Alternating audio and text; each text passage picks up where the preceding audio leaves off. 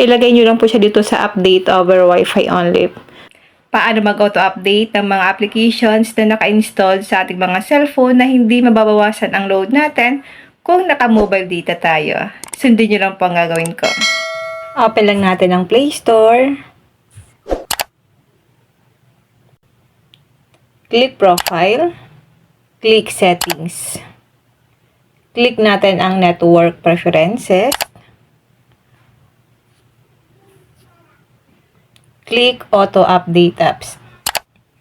Kapag nakalagay po dito sa Update All Apps over Wi-Fi or mobile data, kahit po naka-Wi-Fi kayo or kaya naka-mobile data, automatic po na mag-update yung mga applications na naka-installed sa inyong mga cellphone kapag kailangan po ito i-update. Automatic po yan na mag-update.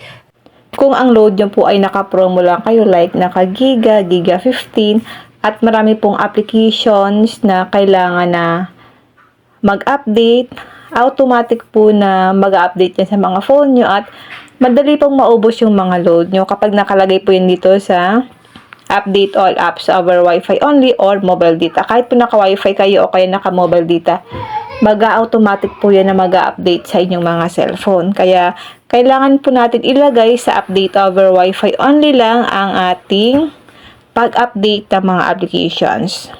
Ilagay nyo lang po siya dito sa update over Wi-Fi only.